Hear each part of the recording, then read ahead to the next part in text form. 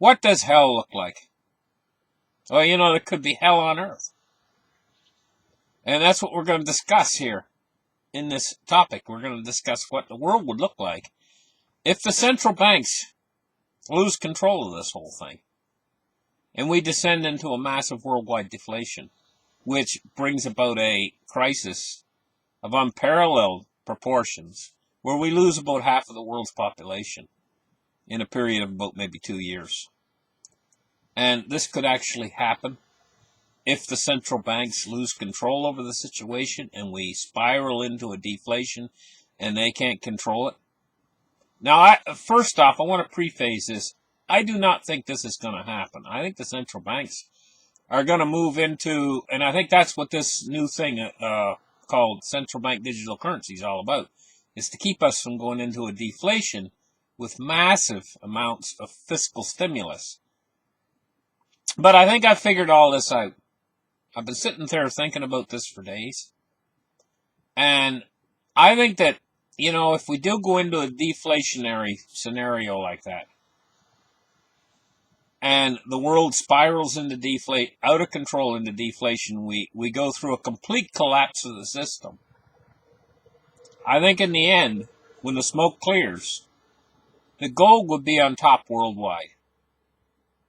And the internet, well, let me get into explaining this more, because that's our topic, is what it's going to look like if we go into a complete and utter collapse. On the other side of that is if the banks, central banks of the earth, move quickly now, and they get out these central bank digital currencies, and they start to support the people through things like universal basic income, through new programs where they can give the people digital wallets linked directly to the central bank, and they can support the people so that the people don't revolt. In that kind of a situation, we're going to go through a hyperinflation. Bitcoin's probably going to win out over gold. The reason why is, and this is the most likely scenario to happen, is a hyperinflationary scenario where Bitcoin wins. But it's going to require the central bank digital currency to actually create that hyperinflation. And the reason why, monetary policy, it's been proven in Japan, monetary policy doesn't really create that much inflation because the money goes into a liquidity trap.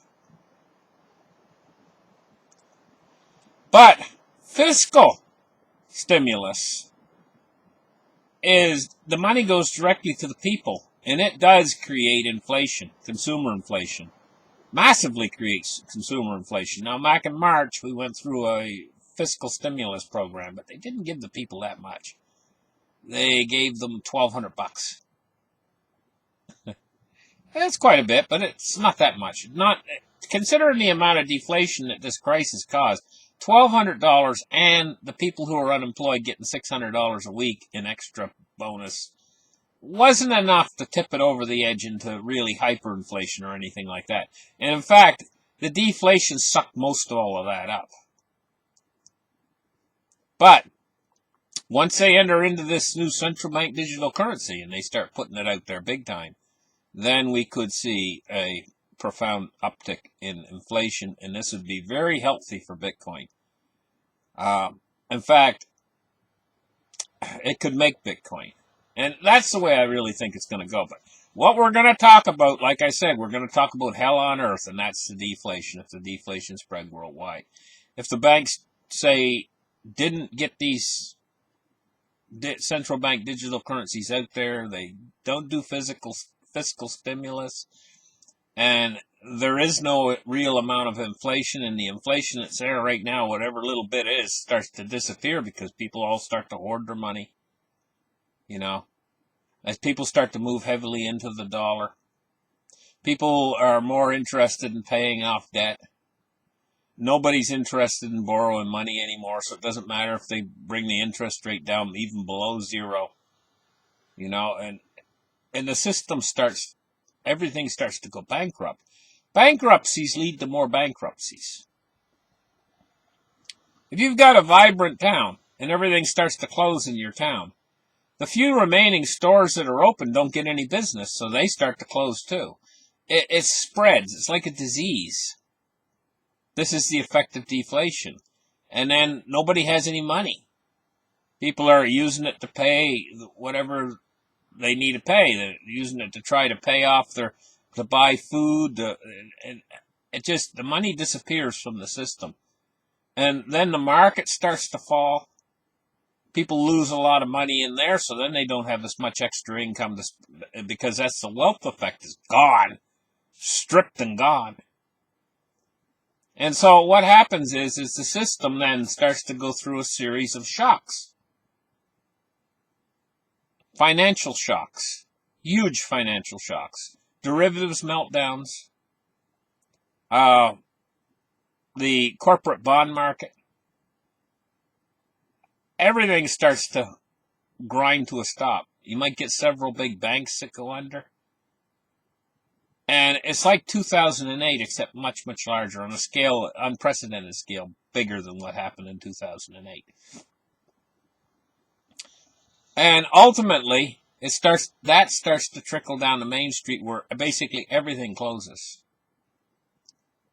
Your power company can't make payroll because their bank went under. So they send the linesman home with no pay. You know, now they have to add them to the people that aren't working. Your telecommunications company, your cable company, goes bankrupt because their bank went bankrupt, because all the banks are going bankrupt. You can't go and use the ATM machine any longer. This spirals out of control very quickly in a deflationary environment where the deflation's running rampant and the central bank is basically sitting back there watching it all go to pot. What would happen is parts of the grid would go down. Not the whole grid, but be certain areas up, certain areas down. And then chaos would break out in the areas where the grid went down for an extended period of time.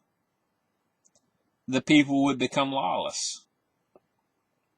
Then the next stage is martial law would be declared, especially in these areas where the grid's down and they don't have a way to get it back up. You'd have people stealing. There would be people actually stealing the telephone lines and the power lines. But once the power's off for an extended period of time, I mean, do you guys realize that they do that even with the powers on? Some of them get electrocuted. But can you imagine if the power's out for months? And I mean, you got rising copper and aluminum prices and stuff like that. You're going to get these guys, they're going to be stripping the lines down. They're going to be stripping houses. You're going to get guys that are going in and tearing the copper pipes out of houses and the water pipes and stuff for the copper. You're going to have complete lawlessness in widespread areas. This is what you would have if you have a deflation. Now, I'm just giving you guys this illustration because I don't think it's going to happen. I don't think they're going to let it happen, because ultimately that craziness, those areas would expand larger. Without support, they would expand larger until they would encompass like whole states, or maybe multiple states if we're talking about the United States. Or here in Canada, it would encompass maybe several provinces, would be without any services. And it would be like the wastelands, the badlands. It would be like every man for himself in those areas. And this would be decay to the system, because the core of the system, there'd be parts of it that would stay running. But ultimately, those parts, life would be so hard, even in the parts that stay running, even in the parts that still have lights, parts that still have infrastructure and police forces and everything else, the people would start to internally turn on their governments. Once this gets too far, once this goes too far, it's gone, guys. And humanity would probably, like I say, lose half of the population in the first couple of years. and then more in extending years after that. If we go into, now this is why it's so important that the central banks don't let that happen. This is what deflation would do. It would basically tear everything to pieces. And there's only one way to stop it. Print. Print like there's no tomorrow. And right now they're risking it because they're holding back on the printing. They haven't done any fiscal stimulus since way last March. 9 months ago. And, they don't have any bipartisan support. They're squabbling amongst themselves over who's going to be the leader and everything else, And they don't know what bill they're going to pass and all this kind of stuff. Meanwhile, you got all these people out there who are not receiving what they need to receive to keep their lives going. And it's like nobody cares. The government don't care. So every time a kid goes hungry, every time somebody gets put out of their home onto the street, right now they get rental moratoriums, but that's coming to an end very soon, just a matter of days. January 1st, I guess they can start going and putting a sign on the house, you got to get out of here. What if they do put another moratorium in for extend it for another 3 months? This is just pushing the problem off. It isn't really a cure. And then what about the landlord and stuff? What's he going to do with the bank and everything? He's got to make his payments. The system's broken, guys. And there's only two ways out of this. And we're at a crossroads right now. They can take the deflationary route and let it all just collapse to pieces. Or basically the whole system's going to stop. Well, they should realize right now that this is not going to work out for them very well.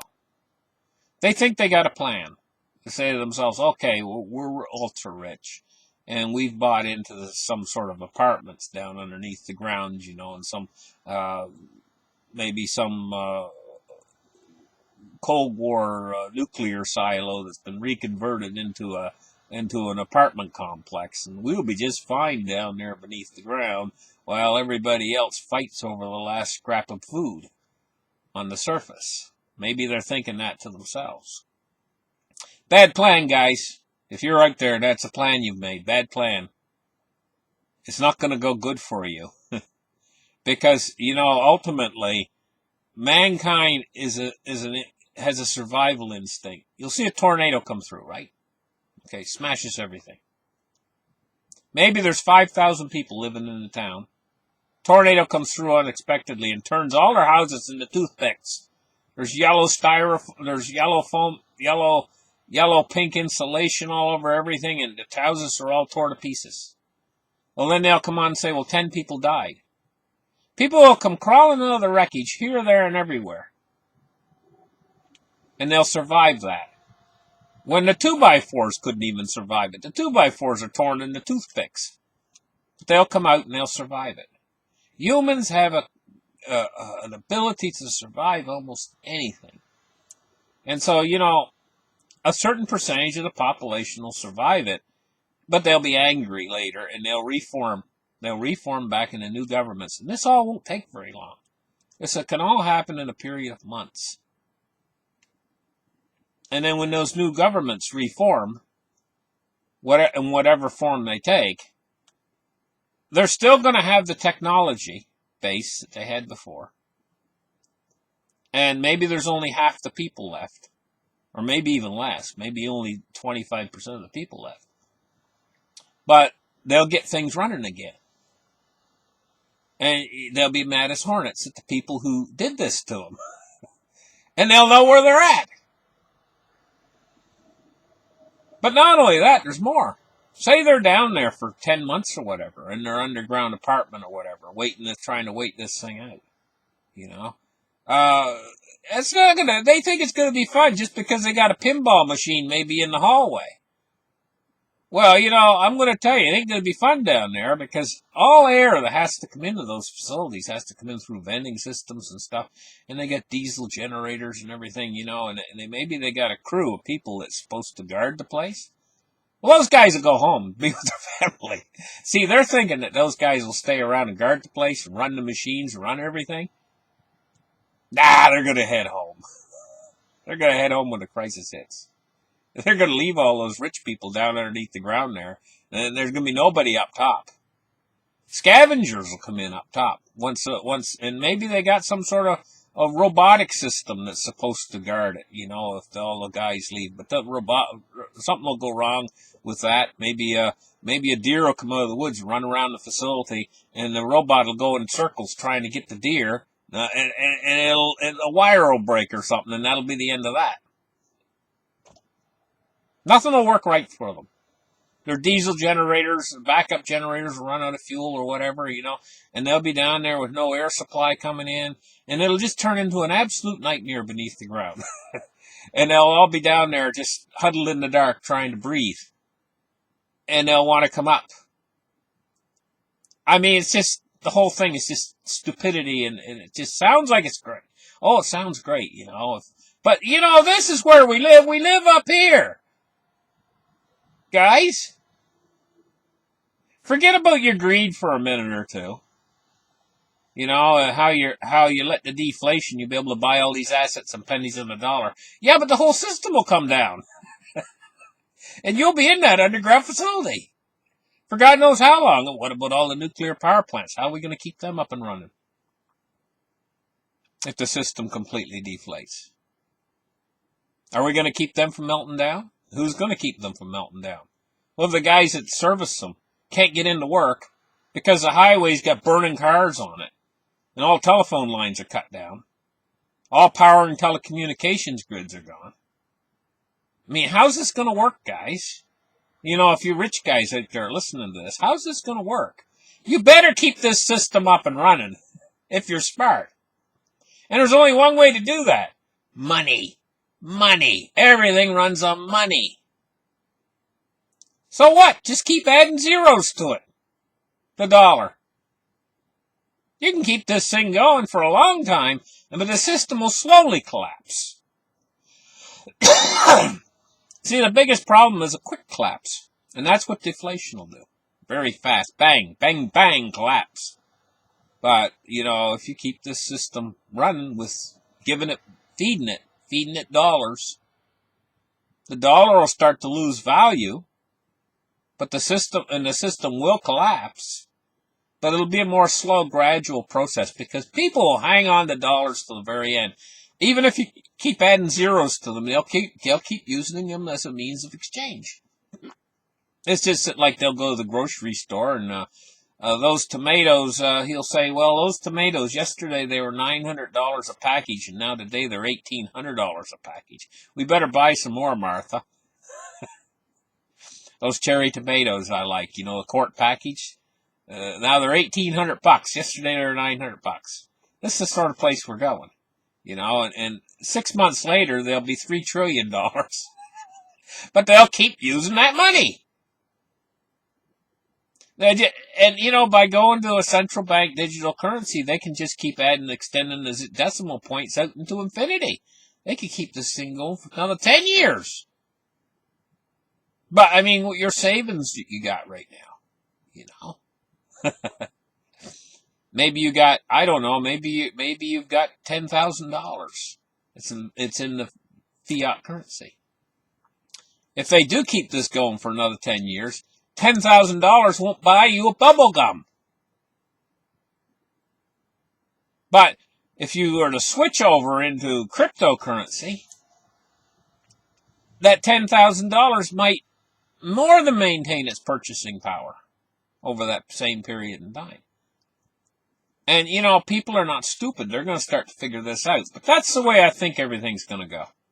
Now, those are the two directions it can go. It can go the deflation or the inflation. And I'm almost certain, because they're making the plans already to put out the central bank digital currencies. And that's when we're going to really start to see our inflation. And then once it gets going, once it gets started, once it gets chugging along, you know, it's like starting a fire, you know, and they keep blowing it out, you know, and maybe the wood's wet or whatever, you know. But once you get it going, then you're off to the horse races. And that's the way with the inflation. It hasn't even started yet. Look at what Bitcoin's doing. Inflation hasn't even started. Can you imagine when we enter into the acceleration phase and we actually start to see the inflation and it becomes, big time real? Everybody on Earth open their eyes and wow, we got massive inflation and it's getting worse. Imagine what Bitcoin's going to do.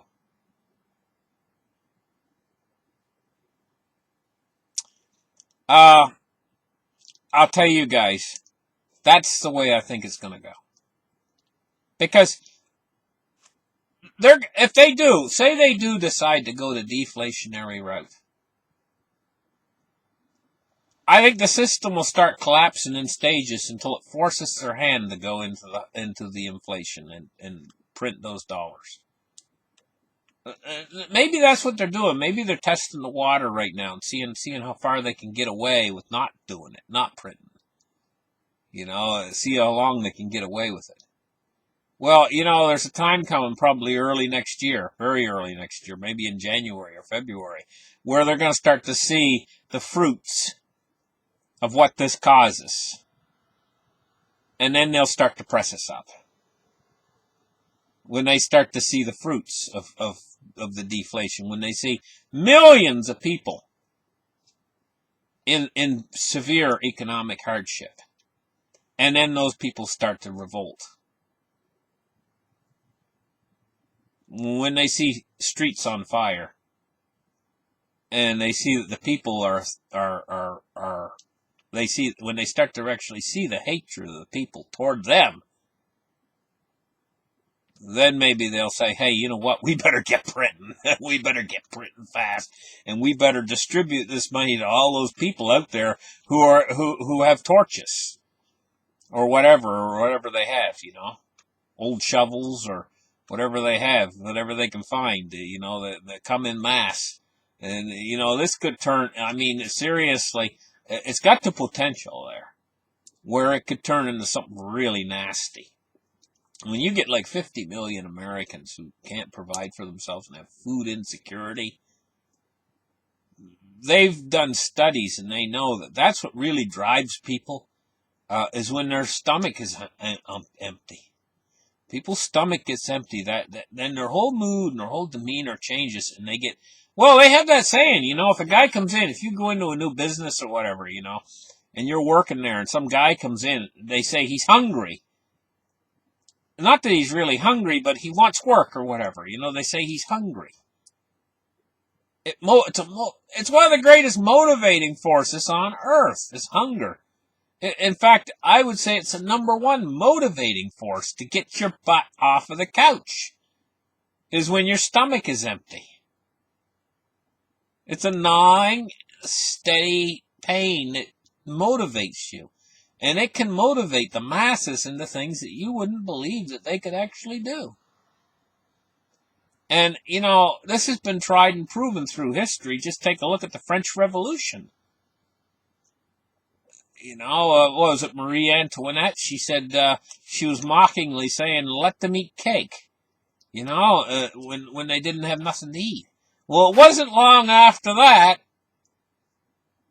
she met her demise.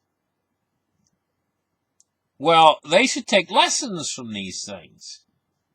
These people who are in power. They should realize, hey, you know what? We better not let this go too far into deflation. We better get printing. Because, what does it cost them to print? They can print all they want. What are they being so stingy about? Kids are going hungry. Get printing. So what if Bitcoin goes to the moon?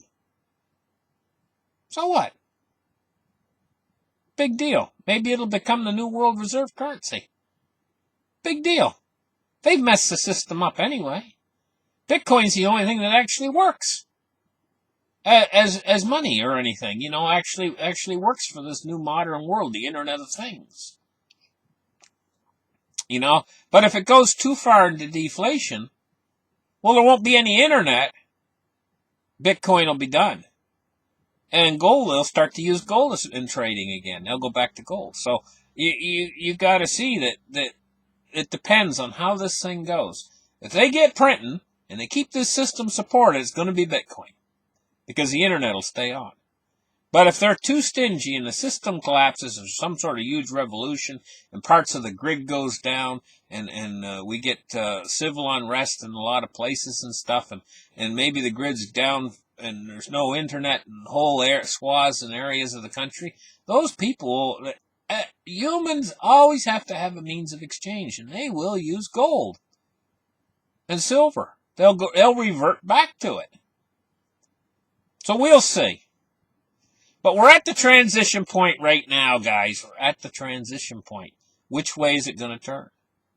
This is, in some ways, this is a very exciting period in time right now. And in other ways, it's terrifying. You know, there's a Chinese curse where they said, may you live in interesting times. I'm going to tell you what, right now has gone beyond interesting. This is like humanity's on the edge, on a precipice. And do you know, the weird thing about it is most people out there haven't got a clue that we're in any trouble.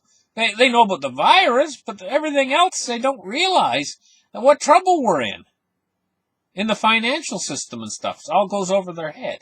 They think, oh yeah, well, we'll be fine in a couple months when these new shots come out and stuff. You know, they think, and then everything will go back to normal again.